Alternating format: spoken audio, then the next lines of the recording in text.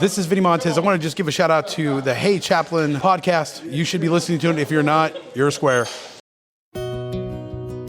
Welcome to Hey Chaplain. My name is Jared Altick, and I'm a chaplain with the police department.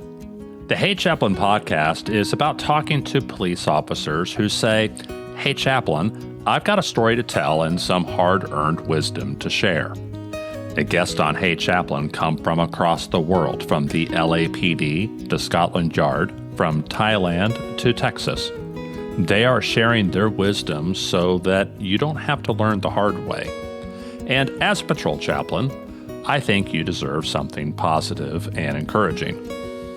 Hey Chaplain is a free resource for everyone because of those supporters who are quietly helping behind the scenes. If you want to help this show reach more cops, chaplains, and other first responders around the world, please follow the link in the episode description to support the show. When a cop tries to go to counseling, the counselor typically gets one chance to make a good impression. Either this is going to go fairly well and the cop will come back again, or it won't go well and the cop will swear he'll never go to another counselor the rest of his life. A growing number of second career cops turned counselors are determined to make a meaningful connection on that first attempt. Today's guest is Ian Hobbs. Ian is a former homicide detective and Marine Corps veteran who is now starting a second career as a clinician. Ian is going to describe what he saw in the military and in law enforcement that made him want to change careers and help in a more direct way. Here's Ian Hobbs. Hello, Ian. How are you today? I'm doing all right. How are you? I'm doing great. I'm glad you're here today. I appreciate you driving over, be in the office with me, and get to be across the table as we do the interview. And I appreciate you taking the time out to do that. Tell me a little bit about your law enforcement career. I started out at the Johnson County Sheriff's Office over in Kansas.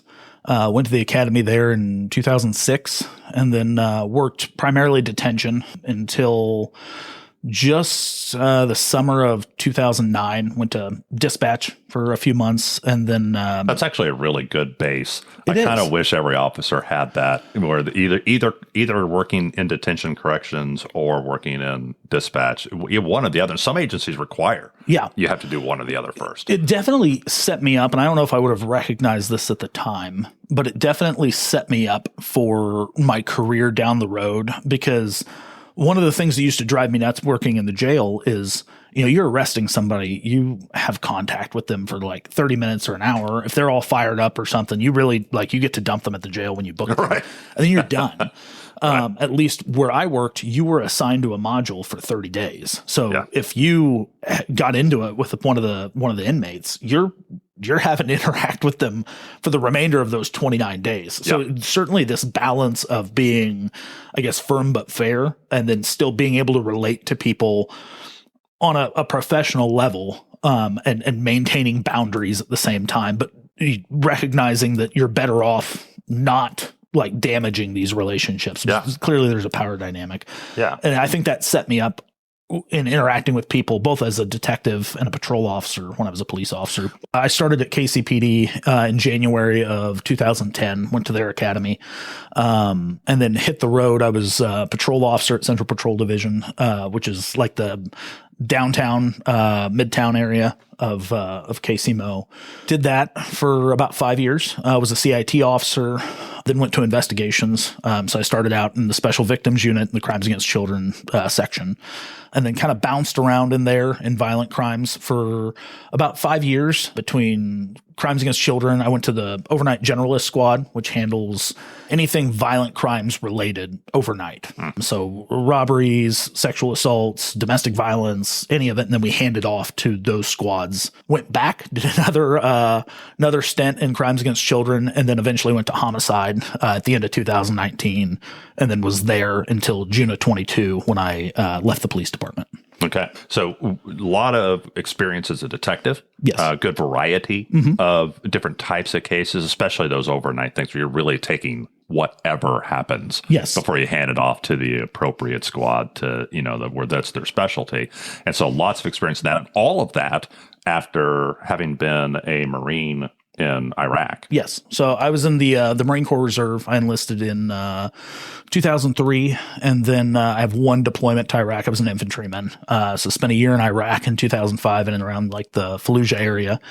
We got there right after Phantom Fury, which is the second battle of Fallujah. So we did a lot of operating outside of the city, kind of, I guess, what you'd call the more rural areas. But then came home, stayed in the reserve, and then continued my law enforcement career. Okay. Now, through all of this, you're also doing a lot of education. You went back to school and got your degrees and went on, got a master's degree. And early on, did you know where you wanted to go with this education? So very early on, no. Education was something that was important in my family. So I knew I wanted to go back. I kind of attempted college right before the Marine Corps, and it didn't go well. I wasn't super disciplined. Shout out to my dad, who had encouraged me to maybe go do something else besides college because I wasn't ready. But you're 18 and you know everything. So I decided to try it anyway, and it didn't go well. I went to Kansas State very briefly and failed out, and then the Marine Corps and law enforcement were at my next chapters. So I knew I wanted to go back. But at the beginning, I didn't know what. So I had all these credits from the police academies I'd been to and from the Marine Corps that transferred over into some of the local colleges. So I just went back and was majoring in criminal justice. And then I started to develop this interest in mental health, and it pivoted that way. Let's pull on that thread of the mental health of police officers and why it intrigues you, why you felt like you could help. Why were you pulled that direction? I was in the infantry in the Marine Corps, and I think probably most everybody knows what that means, but those are generally like the guys that are actually engaged in combat operations, that are actually, kind of where it's hands-on. Yes, very hands-on. So the guys that generally are seeing the front lines of combat. And, I worked at an inner city police department, and I was struck by the amount of suicides that I was encountering. To this day, I know significantly more people who have ended their lives by suicide than have been killed in the line of duty. And like when I say line of duty, I don't just mean murdered. I mean car accidents, like other accidents, even heart attacks or other like that. Like the suicide is still the number one in terms of among your peers. Yes, suicide was a bigger threat than work accidents and violence and other things. Yes. So I was really struck by that. Like, here are these individuals that are at least on scene in dealing with these things, really resilient to these critical situations as they're going on. But then, months or even years later are so affected by them that they're ending their lives. And I was just drawn to like trying to understand that. With the Marine Corps, this is post-deployment. So we're back, and I can't remember if I was still in the Marine Corps at this point or if I had gotten out. But there was a gentleman I won't share his name, but that I served with that had completed suicide, that had ended their life by suicide. And I went to his funeral, and having been to funerals of guys who were killed either in combat or like other accidental means, the turnout was abysmal. They managed to piece together an honor guard, but for a myriad of reasons, it was not super impressive. Yeah. And it was just my experience, like on a larger scale, was that when people would kill themselves, that it was almost like they didn't exist. Like where we have, as I'm sure you've experienced as a chaplain, when we have somebody who's killed in the line of duty, it's a big thing. Like officers get the day off to attend their funeral. Oftentimes a neighboring agency will come in and cover the city. A lot of very deliberate effort to honor that person. And my experience, I think we've gotten better about this, but my experience, 20 years ago, 15 years ago, was that it was almost like they just never existed. It was like we couldn't say the thing out loud because then we would acknowledge there was a problem. It was kind of at least what my individual experience was. Yeah.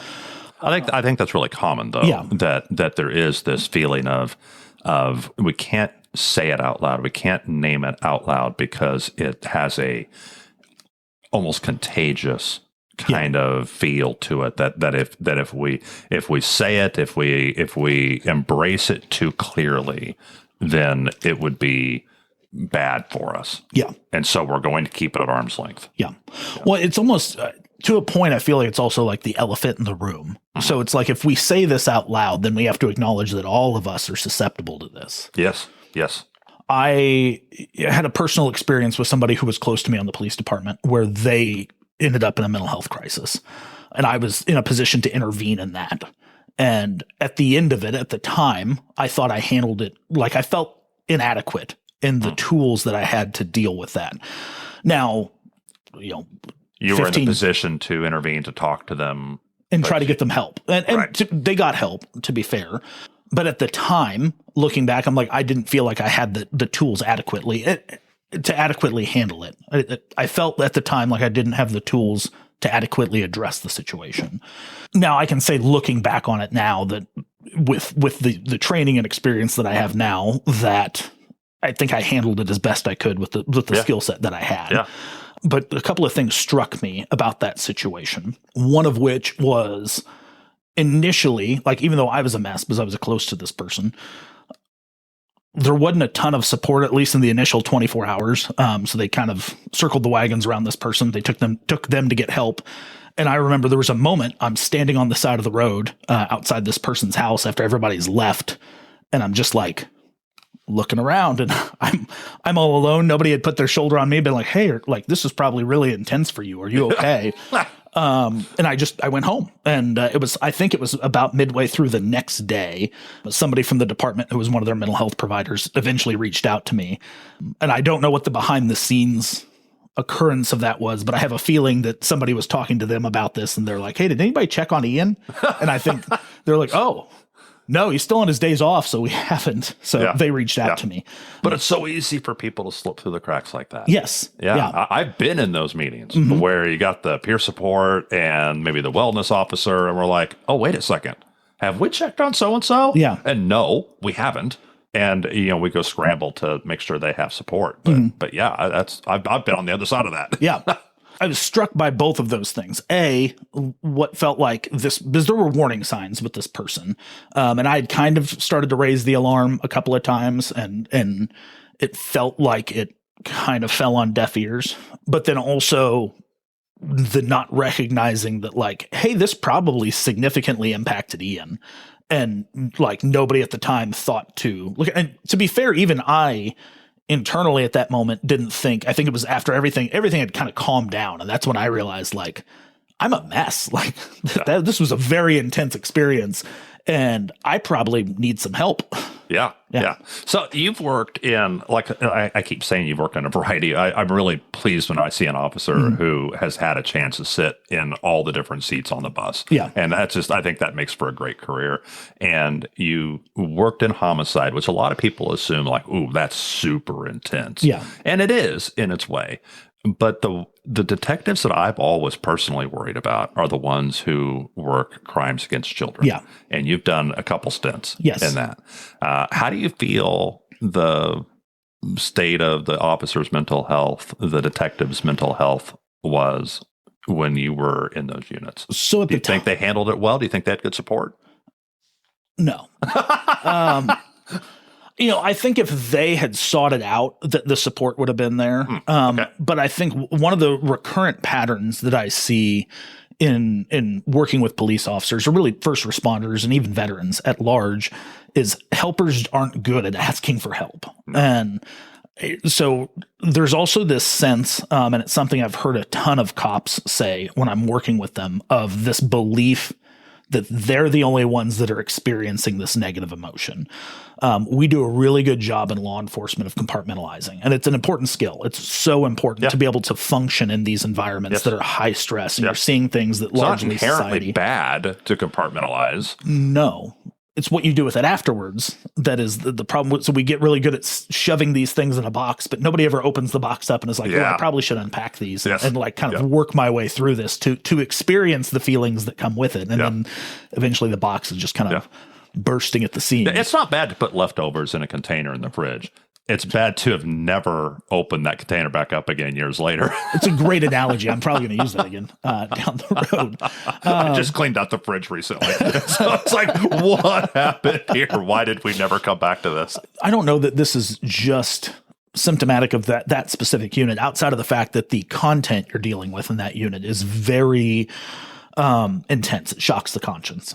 The issue largely, I think broader with police departments, is there's just not a ton of connection with a like mental health professional or a support system that's there. It is reactive. Either a critical incident has to occur, something that's really intense has to occur, or the officer has to ask for help. And my experience is, and I've seen this happen. I've seen it happen at one of the agencies I work with, where an officer went to the department and is like, hey, I'm struggling because of X, Y, and Z. And suddenly they're yanked off duty. They're on modified assignment. They're doing fit for duties.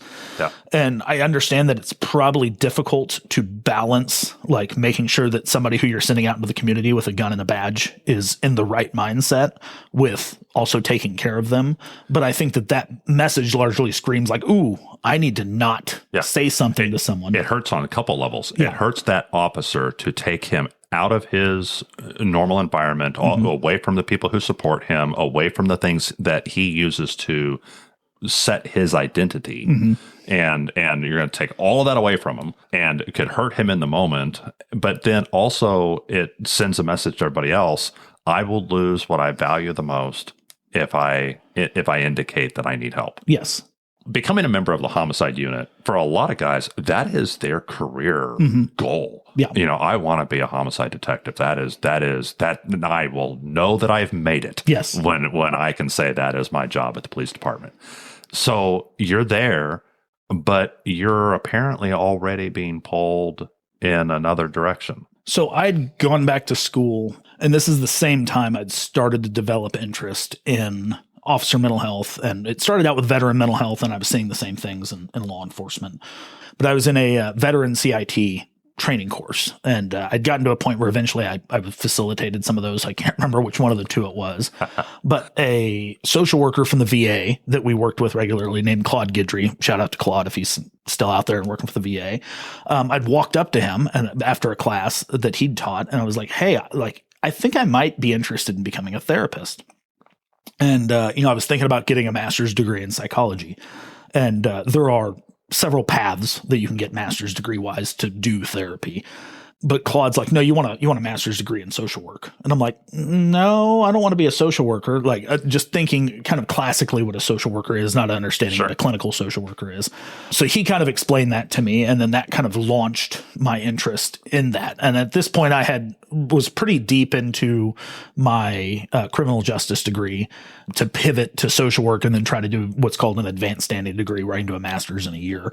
So I went ahead and finished my bachelor's in criminal justice and ended up getting accepted to KU, University of Kansas's social work program at the Edwards campus, and then did a 3-year program of that. I graduated in May of 2018 and then continued to work at the police department. Like you said, went to homicide at the end of 2019 and was doing that, did that for about 3 years and had kind of just reached a point towards the end of homicide, towards the end of that time where I really started to think that maybe my law enforcement career just run its course and I was maybe ready to move on to the next thing.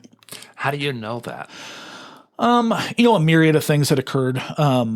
I hit homicide about the time that 2020 happened, and kind of all the various experiences of 2020, interacting with those situations. So there was already kind of this shift where you were experiencing a lot of negativity. Yes. And I think most police officers saw their social circles shrink significantly during that time. Yeah. On so many levels, because George Floyd happened concurrent with COVID. Yes. I mean, you're isolated as a cop. You're isolated on every level that you can be isolated. Right. And so that was unpleasant. So that was kind of the beginning of it. And just recognizing, burnout, the stressors in homicide are very different from the stressors in crimes against children. And, for me, at least, crimes against children, the stressor, there's certainly organizational stress in crimes against children. But the content is a lot worse than the organizational stress in terms of like with the case material. Yeah. Homicide for me, my experience was that it was a lot more organizational stress. There's a lot more like we gotta clear these murders. We gotta get this case cleared. We have to, hey, what's going on with this murder? There's Are we building this case well enough for it to status? And there's just a lot of moving parts, and there's a lot of high-ranking people, understandably, but there's a lot of high-ranking people in the police department and the prosecutor's office and the city who are occasionally checking on these things. And they're not interfering. A lot of they're just checking. They're just sure. There's a lot of like people looking over your shoulder, and that becomes stressful. Yes. So you work a lot of overtime, like a ton of overtime when you're in homicide, and there's not really kind of a spigot to shut it off because you're just so busy that there's always work to be done. Yeah.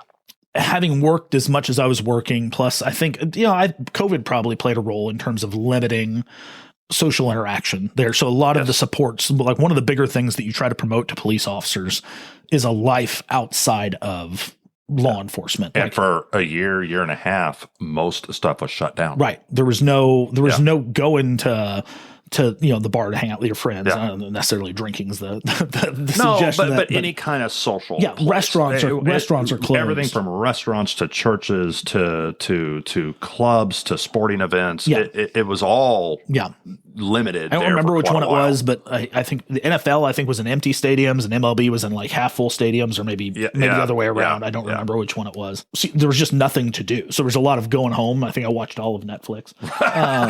DoorDash way more than I should have. That was actually when I discovered DoorDash, was during the pandemic. So there were just a number of factors. And there was also just, I had been doing my own work in terms of mental health. I've personally been in therapy since I think 2012. And there was just a recognition that this is an emotionally caustic environment to work in. And that's not a dig at anything at my agencies. It just is this is the source material. It just is. Like it is. You're dealing with everybody's worst tragedies. Right. And there is some part of that attaches to you while you're dealing with it. You can, as good as you are at compartmentalization, there is just human beings in general weren't meant to see as much stuff as first responders do. Yeah. It's just, and it is recurrent. Yeah. And there's kind of unique differences between that and the military, and individual experiences will vary. But I think there's a complexity to first responder work that is more emotionally caustic in most cases. Again, individual experiences may vary. Yeah. That is more caustic to first responder work. And it's just deployments in the military are, you leave everything that you are kind of attached to here in the U.S. You go to Iraq, Afghanistan, Horn of Africa, one of these places that we're seeing, now at least the Middle East around Iran. And often like you're removed in a completely different environment, and the culture is different. The people are different. The people generally look different than you. They speak a different language. The things that are customs there are completely different. The environment smells different. It's just very different. And then you're engaged in these things, and you're also completely compartmentalized with other people that are doing the same thing.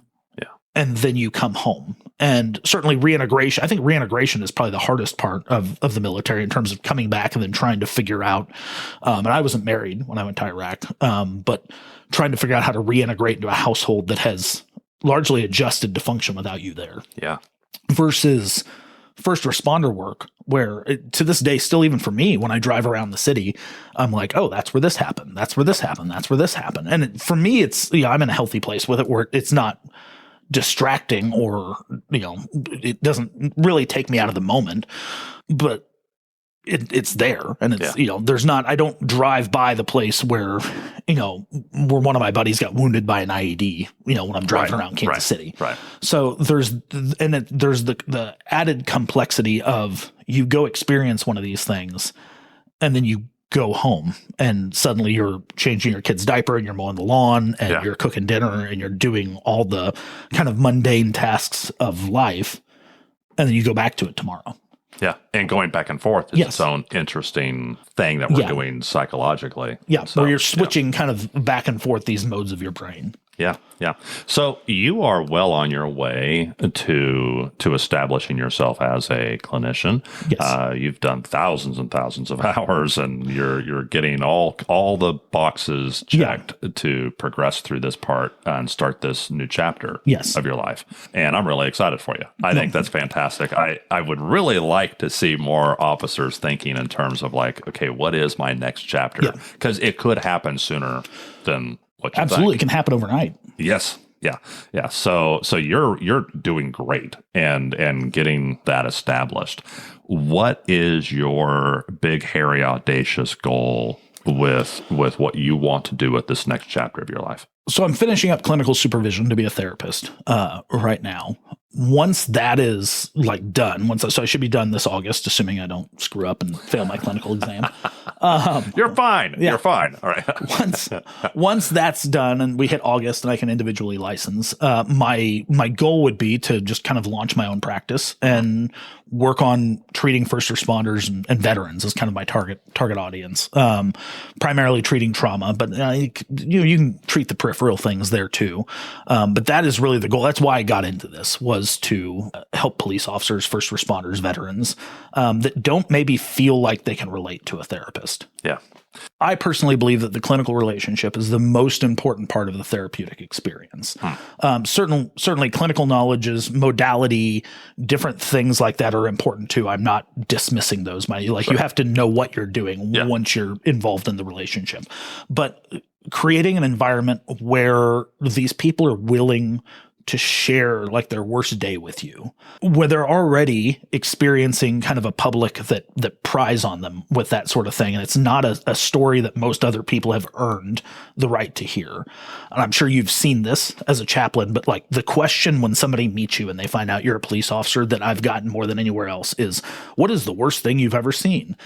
And realistically, you don't want to know what the worst thing I've ever seen is. No. It's not. Also, thank you for forcing me to relive what might be the worst day of my life involuntarily in this moment while I'm trying to get a soda at Quick Trip. So there's this conditioning to experience these kind of negative social interactions. And I think for a myriad of reasons, including the one that I talked about a little bit ago, where, I know of a guy who went to the department as like, hey, I need to take some time off to get myself right. And then it resulted in this really negative experience. What is the therapist required to tell? If I tell them that I'm struggling at work, are they going to run and tell my department? What are the protections in place? Yeah. And I know people who have had really negative experiences with having their therapist records subpoenaed, and whether the therapist chose to fight the subpoena or not was, like a big contention for them. One of the things that I really try to honor and take seriously is if a police officer or first responder comes to me for therapy, my experience is that you really only have one shot to give them a positive experience where they will continue therapy. We're not conditioned as helpers to ask for help. No. The act of doing that, I think, is so uncomfortable that if they get in there and detect that there's judgment, this person doesn't get me, maybe this person is opposed to what I do for a living just because they're not super friendly towards law enforcement, then what I have seen is that what that will lead to is I'm never coming back here again. I've had this negative experience. I tried the opening up my feelings. Well, I didn't want to do this anyway, and my first taste of it was negative. I'm never going back. Exactly. Yeah. Ian Hobbs, thank you so much for coming in today. Thank you for doing what you're doing, both in your service in law enforcement and the military, and also in your service as a clinician. Well, thank you so much. I really appreciate you having me. Thank you. I want to thank Ian Hobbs for being on the show today, and I'm especially excited to have gotten to know him because I'm always looking for another culturally competent clinician about whom I can feel excited and confident to recommend them. I also want to give a shout out to Jake, the international security specialist guy, who recommended Ian and said, you need to get to know this guy. Let me reach out to him for you, make a contact so that you can get him on your show. I get a lot of emails soliciting my show to be like, hey, here's a book that's being written and we want the author to be on your show. I'm not interested in most of those If instead I can get a recommendation from somebody that I know, somebody that I've met and that I trust, that's a good way to get a guest on the Hey Chaplain podcast. Identical twins. One is a career firefighter, the other one is a homicide detective. Next time on Hey Chaplain. Steve, how much do you think there was a rivalry in Kansas City between police and fire? Were they competitive? Were they friendly? What was your perception of it? Oh, it was friendly. Oh, yeah. I mean, I wouldn't call it a rivalry. We jacked with people quite a bit. Well, I know you guys tease each other. Well, I mean, I can give you one specific that I'd been on. He wasn't on the job yet. I'd been on about 2 or 3 years, and I worked up off Quindera Boulevard. And we ran a call one time, medical call, down the street from the firehouse. And of course, when we go on to the scene, we pull up in the rig, and there's an ambulance with us. And when we get out, we don't shut the fire truck off. The fire truck is sitting there running. Of course, PD showed up because there was a domestic violence call. And so we took the patient out, loaded the patient up, and we went back inside to get some gear. And we come back out, and the fire truck's gone. Oh, no. So the ambulance has already left, and we're standing there with our bag, and we're looking around going, what the hell is going on here? Well, we look down the block, and there's 2 cop cars sitting there. And my captain and the driver knew what had happened, So they called out the one officer by name, and kind of cussed him, and we could hear the fire truck circling the block with the siren on. And they even drove by us twice. And of course, we tried to get in the cop car, and they're locked. Yeah. So the police had taken the open fire truck. They took the fire truck for a joyride. And we're just standing there. We couldn't do nothing about it.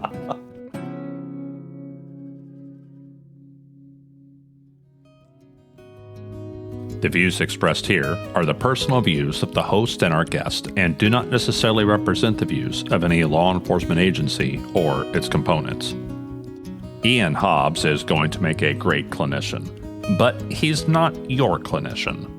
The information presented in this episode, including any statements or opinions expressed by our guests, is for informational purposes only and is not intended as a substitute for professional psychological advice, diagnosis, or treatment by a clinician who has actually met you. Always seek the advice of your qualified mental health care provider with any questions you may have regarding your condition, and never disregard professional advice or delay seeking it because of something you heard on a podcast. Go see a professional. If you like this episode, please share it with a cop or someone who loves a cop. Thank you for listening to Hey Chaplain, and as always, let's pray for peace in our cities.